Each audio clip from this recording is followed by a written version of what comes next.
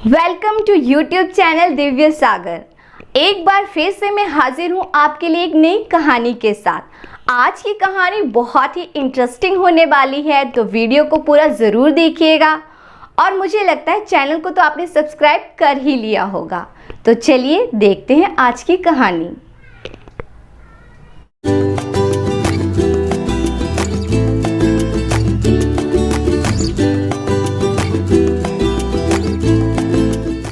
बहुत समय पहले पहाड़ों की तलहटी में बसे नगर में एक सौदागर रहता था। उसका बड़ा नाम था। नगर के प्रभावशाली लोग उसके मित्र थे। वे उसके कारोबार में उसकी मदद करते थे और वे सौदागर अपनी चीजें घोड़ों पर लाद कर छोटे छोटे नगरों और आसपास के क्षेत्रों में भेजा करता। उसकी पत्नी बहुत भली थी। वे लोगों की चहेती थी क्योंकि उसका स्वभाव बहुत अच्छा था और वह बहुत सुंदर भी थी। एक दिन सौदागर ने अपनी प्रिय पत्नी से कहा कि वह दूसरे देश की यात्रा करना चाहता है ताकि उसका कारोबार और बढ़े। पत्नी ने हाँ कर दी। फिर उसने अपने मित्रों से कहा कि वह पहाड़ी क्षेत्र से बाहर जाएगा और व्यापार बढ़ाएगा, अपना सामान भी ले जाएगा और वहाँ की खास चीजें लाकर वह अपने नगर के लोगों में बेचेगा। मित्रों ने भी हाँ कर दी।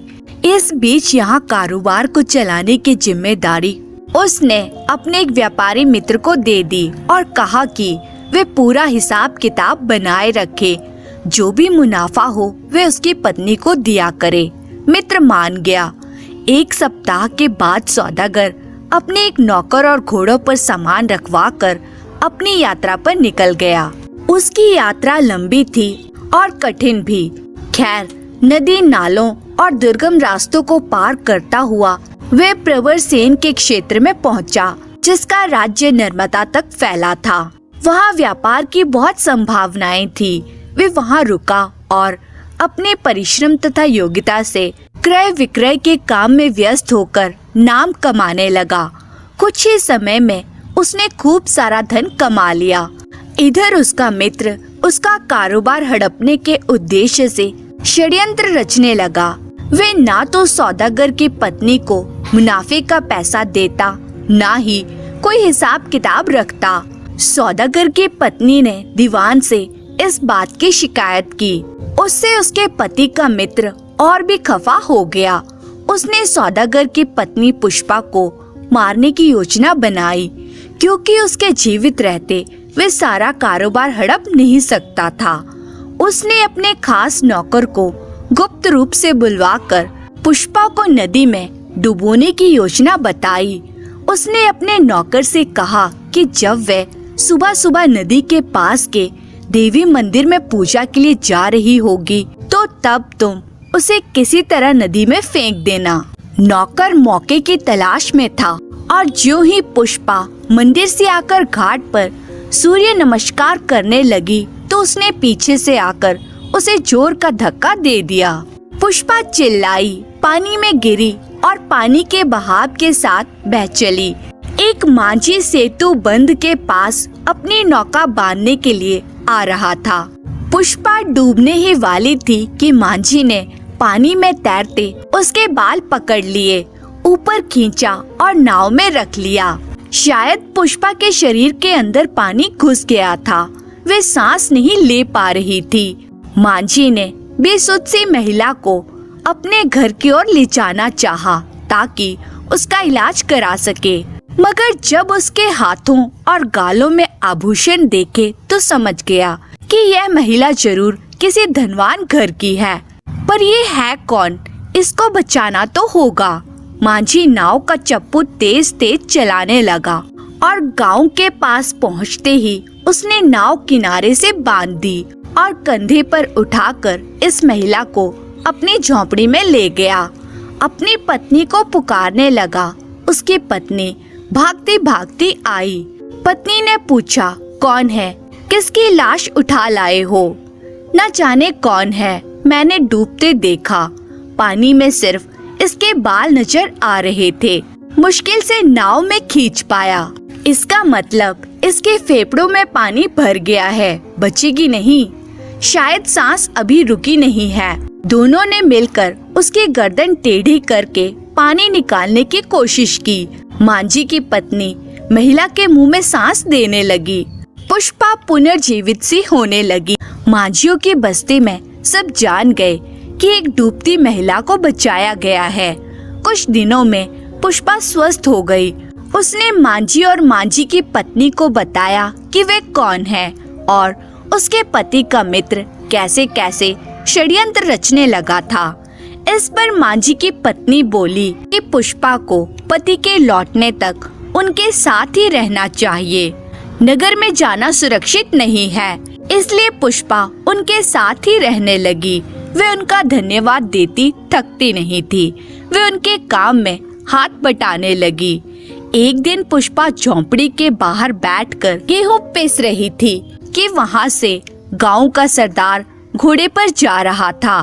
उसने जब पुष्पा का सुंदर रूप देखा तो घोड़े से उतर गया और उसके पास जाकर बोला, तुम यहाँ की तो लगती नहीं हो। हाँ, मैं कहीं दूसरी जगह से आई हूँ। तुमने मांझी से ब्याह किया है क्या? नहीं, तो तुम सरदार की रानी बनोगी। उसने पुष्पा का हाथ पकड़ लिया और घोड़े पर बिठाने लगा। पुष्पा चिल्लाई। अंदर से मांझी की पत्नी बाहर आ गई। वे सरदार के पास आई और बोली, सरदार, इसे छोड़ दीजिए, ये एक भली औरत है। तभी तो ले जा रहा हूँ। ये कहकर सरदार ने घोड़ा भगाया और कुछ ही देर में ओझल हो गया। सरदार का घर छोटी पहाड़ी पर था। उसने पुष्पा को आंगन में बनी एक कोठरी में बंद किया और बाहर से सांकल चढ़ा दी। कल ही तुम्हारे साथ ब्याह करूँगा और फिर अपनी रानी बना के रखूंगा। यह कहकर वे अपने मकान में घुस गया।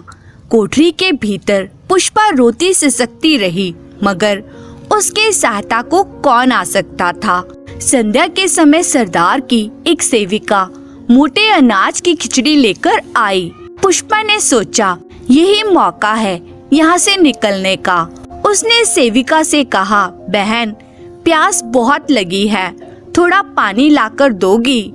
नौकरानी पानी लेने दूसरी तरफ गई तो पुष्पा ने मौका देखकर चुपचाप बिना कोई आहट किए निकलने का रास्ता ढूंढा। वे आंगन से बाहर आई और पेड़ों के पीछे छिपकर पहाड़ी से उतरने लगी और उसका दिल धड़क रहा था कि सरदार ढूंढता हुआ बाहर ना आए और उसे दोबारा ना पकड़ ले। उधर प्रबर सेन की नगरी में सौदागर अपनी पत्नी पुष्पा के लिए आभूषण खरीद रहा था और अपनी आखिरी पोटली खोलकर उसे बेचने के लिए वहां के एक व्यापारी के साथ मोल भाव कर रहा था। पूरी रात मंदिर में बिताने के बाद पुष्पा देर तक पहाड़ियों में चलती रही, ना ठौर ना ठिकाना। तभी उसे कुछ आवाज सुनाई दी। देखा तो दूर से कुछ घोड़े पहाड़ी के रास्ते पर चले आ रहे थे। हांफती हुई पुष्पा रुक गई। घोड़ों पर सामान लदा था।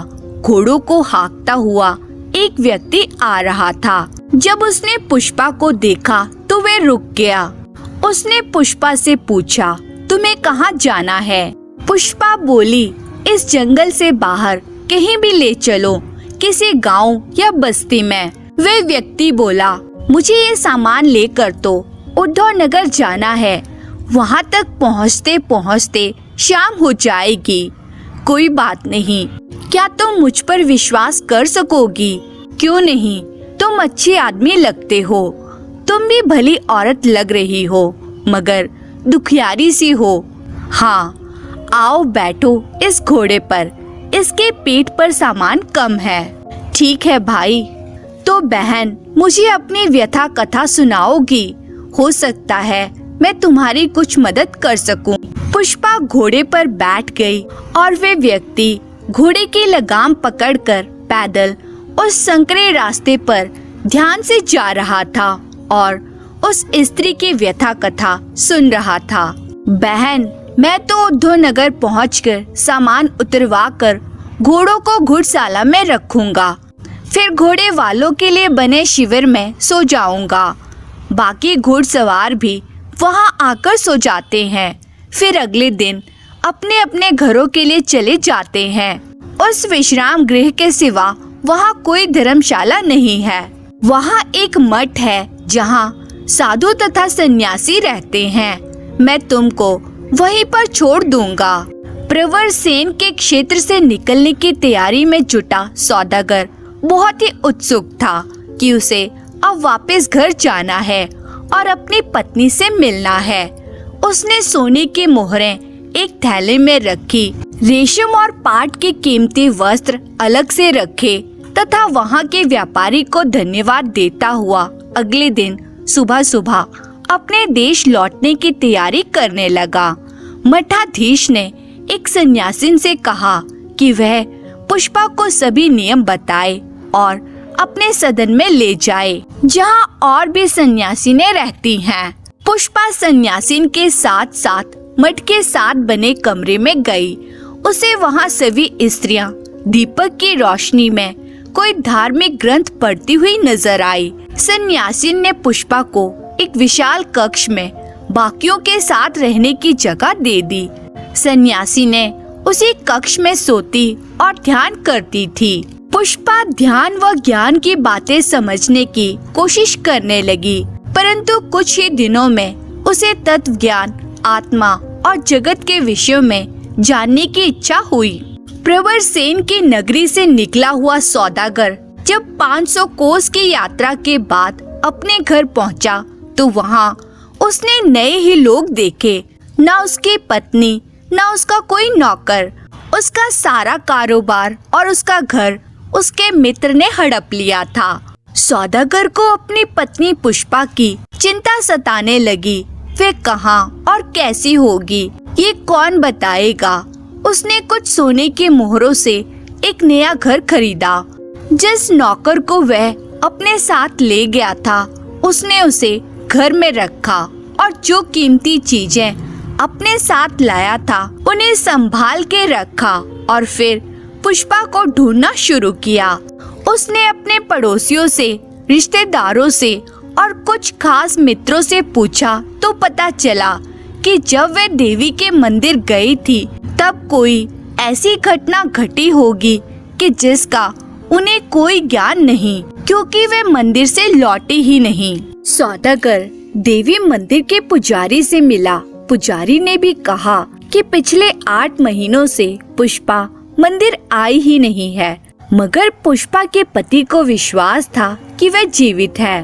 पुजारी ने उसे उत्तर दिशा में जाकर पुष्पा को ढूंढने के लिए कहा। इसीलिए सौदागर त्रिकुटा की पहाड़ियों को पार करता हुआ जय घाटी में पहुंचा और किसी अनजान स्त्री के बारे में स्थानीय लोगों से पूछता रहा, मगर कोई कुछ ना बता सका। इधर सौदागर के नौकर को अपने मालिक के मित्र का वही सेवक मिला जिसने पुष्पा को नदी में धकेला था। उस सेवक ने सौदागर के नौकर को सब कुछ बता दिया और यह भी बताया कि वह पश्चाताप की अग्नि में जल रहा है। उसे गलानी और अनुताप ने अंदर ही अंदर भस्म कर डाला है, क्योंकि उसने एक निर्दोष स्त्री को बिना कारण अपने लालची मालिक के कहने पर नदी में डुबोया था। ढूंढते ढूंढते सौदागर उद्धव नगर पहुंचा। अब वे इतना निराश हो गया था कि उसने निश्चय किया कि कल वह इस क्षेत्र से निकल जाएगा। वह एक पेड़ के नीचे बैठा विश्राम कर रहा था। उसके पास धन था मगर मन की शांति नहीं थी। वे अपनी पत्नी को ढूंढते हुए थक गया था। तभी वहां से सन्यासियों की एक टोली गुजर रही थी। एक भिक्षुक उसके सामने आया और भिक्षा का पात्र उसके सामने किया। सौदागर ने चांदी का एक सिक्का उसके पात्र में डाला। भिक्षुक ने कहा, इसका वे क्या करेगा? कुछ अन्न, फल इत्यादि हैं तो दे दो। सौदागर ने कहा, वह तो खुद भूखा है, अन्न कहाँ से लाएगा? इस पर भिक्षुक ने उसे मठ का रास्ता दिखाया और भिक्षुकों की टोली भिक्षा पात्र लिए दूसरी दिशा में चली गई। मठ के पास पहुँचते ही सौदागर ने मठाधीश को दंडवत प्रणाम किया। मठाधीश ने कहा, वत्स, तुम भूखे हो? जी महाराज। मठाधीश ने एक सन्यासी को बुलाया और कहा कि वे सौदागर को अच्छे से भोजन और विश्राम कराए। सौदागर प्रणाम करके सन्यासी के साथ एक कुटिया में गया। दोपहर के बाद जब सौदागर कुटिया से बाहर आया तब पुष्पा ने अपने पति को देख लिया। वे समझ गई कि उसका पति उसे ढूंढते ढूंढते यहाँ तक आ गया है। वे भागती हुई सन्यासिन के पास गई और उसे बताया कि उसका पति बाहर है। सन्यासिन ने उसी समय एक भिक्षुक को मठ के द्वार के पास भेजा और कहा कि आगंतुक को जाने ना दे। भिक्षुक ने सौदागर को बताया कि सन्यासिन ने उसे रुकने को कहा है। भिक्षुक उसे वापस कुटिया में ले आया। सन्यासिन पुष्पा और भिक्षुक सौदागर को मठाधीश के पास ले आई। सौदागर ने जब अपनी पत्नी को देखा तो घबराया। सोचने लगा कि अब शायद वे उसके साथ नहीं आएगी। वे अपने भाग्य को कोसने लगा कि उसका कारोबार गया, उसकी पत्नी भी उसे बिछुड़ गई। तभी मठाधीश मुस्कुराते हुए सौदागर से बोला, वत्स, चिंता में मत पड़ो, कुछ नहीं खोया है। ईश्वर की कृपा से तुम्हारी पत्नी इस स्थान तक पहुंची है। यदि ये बाहर रहती तो ना जाने इसे क्या क्या संकट झेलना पड़ता। इसने ज्ञान और ध्यान की बातें सीखी है। ऐसा नहीं है कि ईश्वर का स्मरण केवल धर्म स्थलों पर ही हो। प्रभु को तो गृहस्थी धर्म निभाते निभाते भी याद किया जा सकता है। इस कारण मैं तुम दोनों को आशीर्वाद देता हूँ कि तुम्हारा गृहस्थ जीवन सुखमय हो।